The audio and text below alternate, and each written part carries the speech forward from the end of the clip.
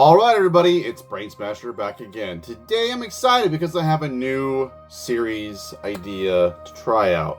So if you'll join me, let's try and come to the defense of a poorly reviewed album. Today we're going to be talking about Forsth's Helvetic War.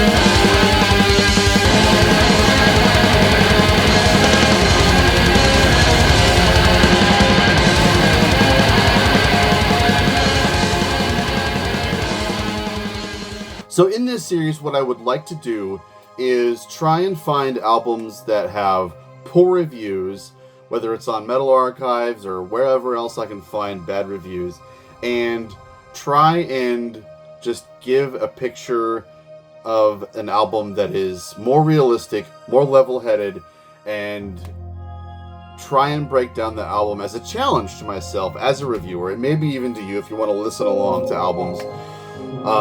And just try and take albums more objectively without trying to rely on so much context and history and stories and whatever about said bands. They'll be playing it in the background so you can listen along, but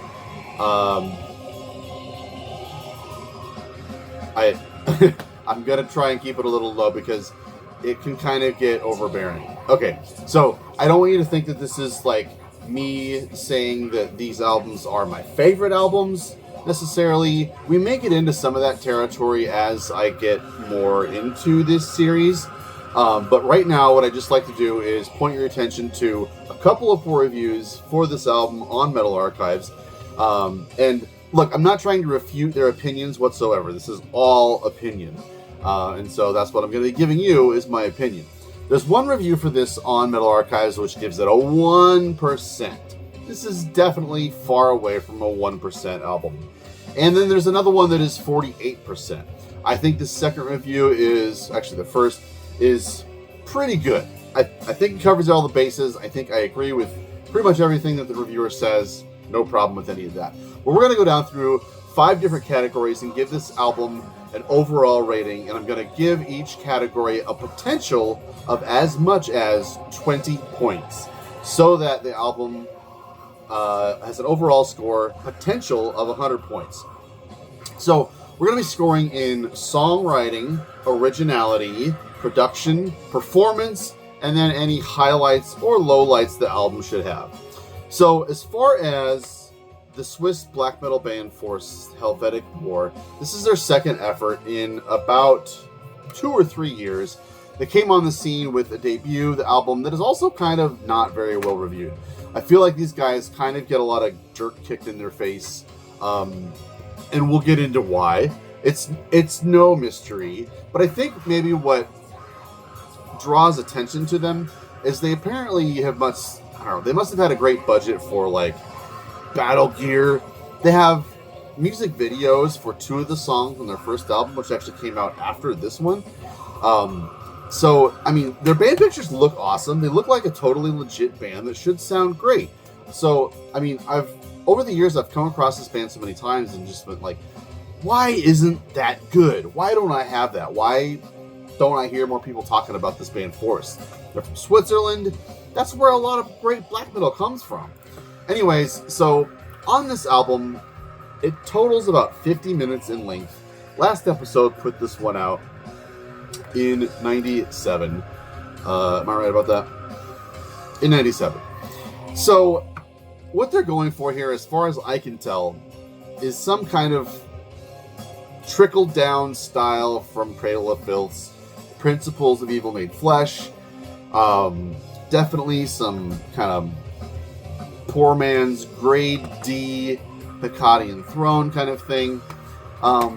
In that the keyboards are very present, omnipresent, all too present on this album.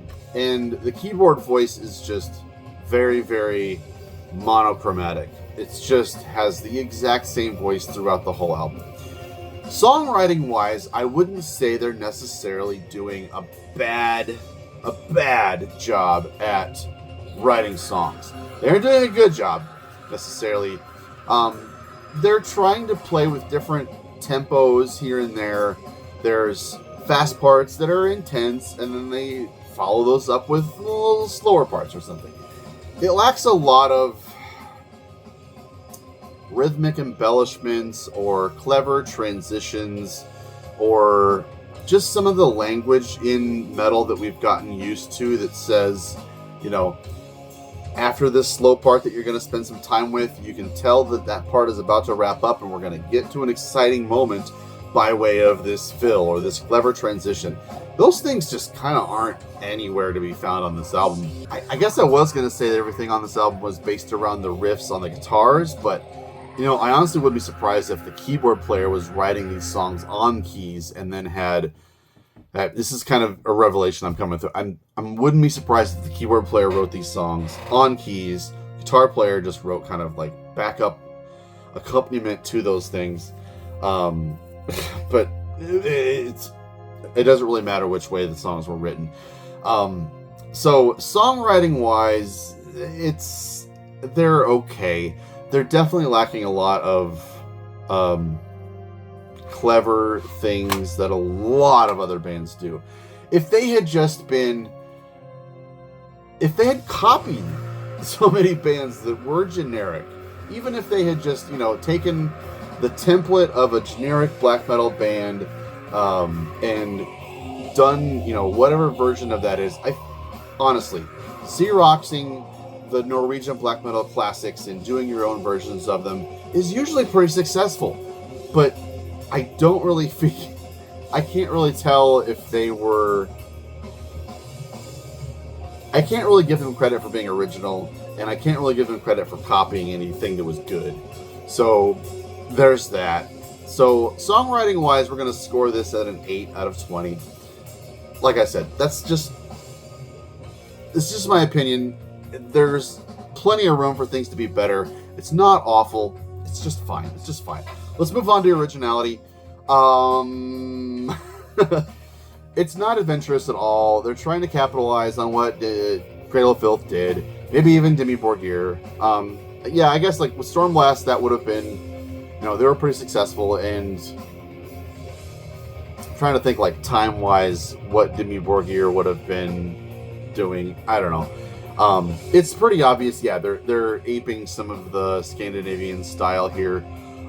You don't really hear, like, much at all sort of Hellhammer kind of stuff, or Celtic Frost kind of styles, which I think is weird because they're Swiss. And there's a little moment in, like, the 8th track on the album where you hear some kind of, like, skank beat stuff, and there is kind of, like, an allusion to something like that, but I'm just surprised. Like, Dark Throne took that style and ran with it and were super successful at it. So, like, I'm kind of surprised that there isn't more of a similarity between that here.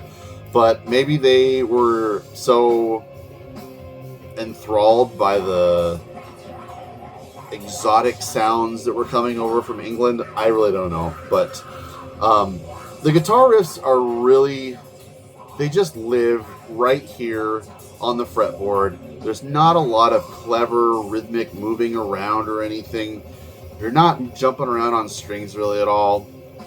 As far as I can tell, I'm not a guitar player at all, but this is just all stupid bar chords, just sliding, moving around on the fretboard a little bit. And everything just kind of lives in this little window of riffs. The notes seem to often have the same bass notes. It sounds like if you gave a friend of yours 10 black metal albums and said, study these for a week, come back and let's write a song. It sounds like an idiot trying to water down all those things and just like sing bad riffs to you in a way. Only where someone singing a bad riff to you would be like, na, na, na, na, na, na, na, na. It sounds exactly like that on guitar. That's like the best way I can describe it. So there isn't really much original going on here. But again, I can't really pinpoint what they're necessarily going for, or if they would be copying anything. So it kind of lives in this middle area of like not quite original, but not quite similar to much of anything else. So I don't know. I'm giving it a 9 out of 20 for originality. Production on this Helvetic War is kind of abysmal. There's really, it lacks a lot of definition. The guitars just sound really, really bassless. And I don't mean without bass. Honestly, there's a lot of mid-range. It's a strong, powerful kind of tone of just kind of mid sound going at you. It just gets old. It lacks a lot of definition. There's no crispness to it. There's no high end really to the guitars, or really the drums. Everything just kind of lives in this little sandwiched window, but it's like everything kind of lives here, and the keyboards are just like really over the top, as I'm sure you're hearing. But the guitar tone is just absolute trash. The keyboards and drums way too high in the mix. Bass and guitar just sounds like really, really the same. Honestly, I think maybe the bass guitar is louder than the regular guitar, and they're playing, I think, mostly the same notes, and it kind of makes it just sound like the bass guitar has, maybe it's like, it sounds like a bass guitar played through a guitar pedal or something. I don't know. There are moments where you can hear, if you listen really, really closely, where there are some lead guitars, there's some harmonies, but they are so buried in the mix, so absolutely buried. You might as well say they're not even there. It's ridiculous. This guy produced maybe like a dozen other albums and also played in embalming theater. I don't know much about the 90s Swiss scene all that much, but not a big resume. And he produced both of Forsth's albums. They both sound pretty identical to this one, style-wise and production-wise, which might be kind of why these guys are kind of a punching bag for 90s black metal that doesn't live up to a lot of the good 90s black metal. So, yeah, production is kind of shite. At best, I would say they were trying to sound like something that would have been recorded in Academy Studios, which is a nice goal to have. That is a great studio. Great English doom and black metal stuff was recorded there, but yeah, there's just nothing redeeming here, production wise. I really can't believe how buried some of those guitar leads are. It makes me think that maybe they were like experimenting with this one part, saying like, let's bring it up in the mix and see what happens. Because if it were like that, like, let's say that little moment, let's take that moment where the guitar leads are somewhat audible, and say we doubled that and it was really present, and throughout the whole album we had these little guitar embellishments and melodies that made the guitars more interesting. That would do so much for this album. That would bring this from an overall, D tier album up into your maybe mid to high C level album. That would be impressive. And like, I bet there are guitar riffs that were there. They're just ruined. The mix completely ruins what might be there. So I'm going to put a little bit of blame on the production here, because I got to think that a band that could make a moment like that fairly decent wouldn't have only done it once on an album, So production, I'm going to give it an 11. Like, everything's there. It's audible. It's not an appealing tone whatsoever. It's pretty muddy.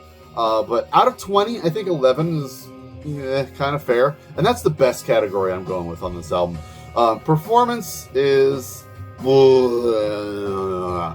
I just don't feel like the band is enthusiastic about their recording. I'm really, really annoyed by the vocals on it. Instead of a scream, I'm a singer. I love screaming from your chest. Use your lungs to belt out a scream. If you're gonna scream, let's fucking scream. This guy's just doing like an evil,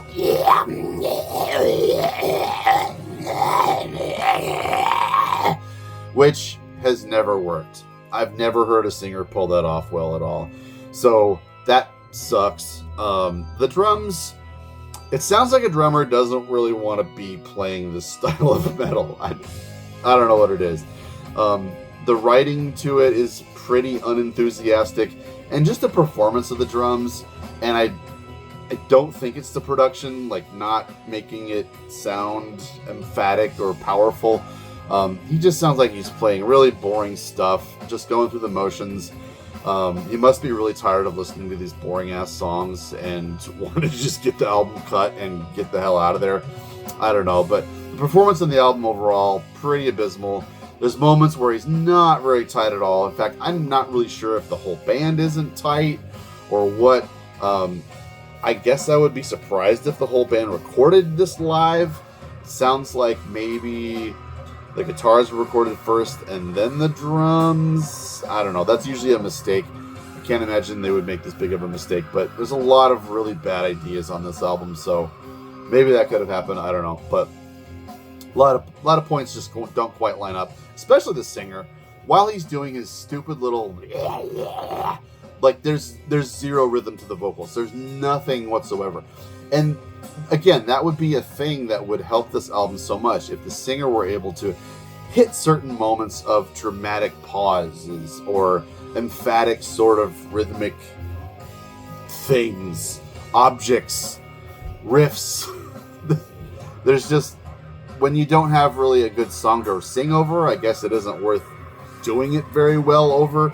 But he's got a lot of words to get out. He's spending a lot of time and like he's dragging out this phrase right now really, really, really long. And when you don't scream but you like rasp out from your throat, you're really fucking up your throat really bad. That's why screaming sounds better and you can just get a lot more enthusiasm from your performance to the listener. It's better when you do something like that. So the performance, I'm giving it a 6 out of 20. It's poor. It's pretty piss poor. So my last category, highlights, lowlights. Track 5, Blue Tar. There's a guitar solo. Now this isn't the harmony that I was talking about earlier. I'm not even sure where that was. Maybe track 3 or 4 or something like that.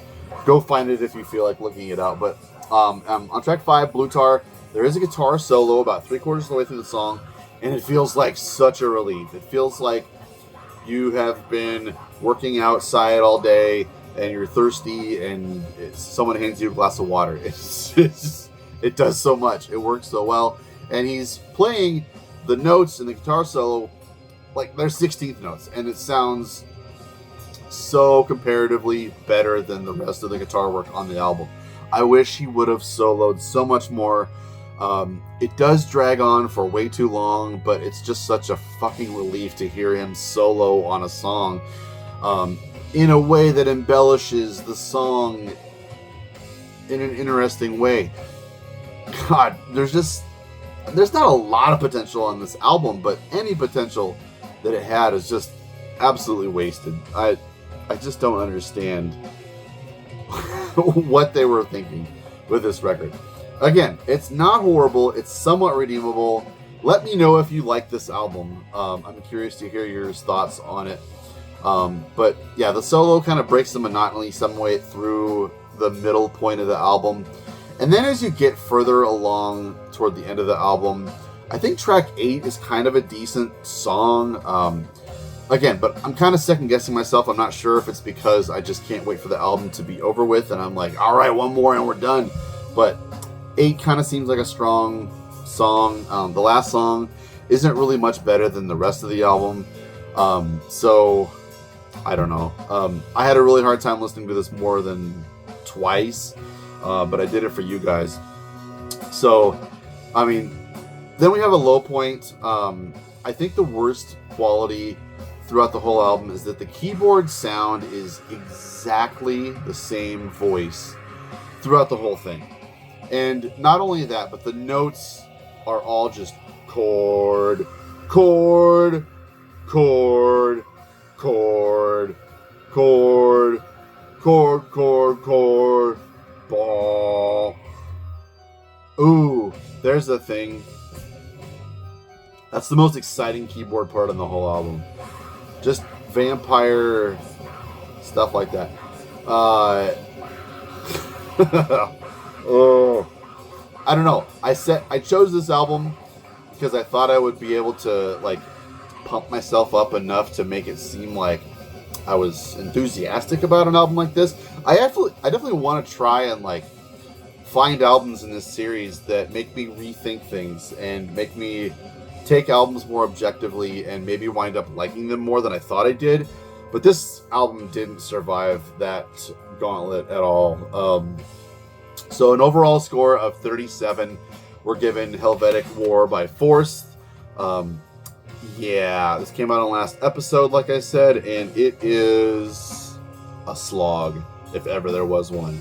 So that's it. Let me know what you think of the new series. If you can think of any new candidates that you'd like to see me try to review in this, leave them down below. And if you make it all the way through Helvetic War by Forsth, let me know your thoughts. And we will see you again soon. If you want to see more content like this, I've got a Patreon channel, and for $6.66 a month, you get tons of videos. Tons of them. You like me. You like videos. You like wasting your time on metal videos. We'll see you over there. Bye-bye. Woohoo! That was a great video, and it was made possible mostly by me, but also thanks to the undying and kind support of my Patreon subscribers. Thank you all. I love you. If you are interested in being a part of my Patreon channel and supporting what I do, you are welcome to join at the URL below. It is only $6.66 per month, and you're going to love it.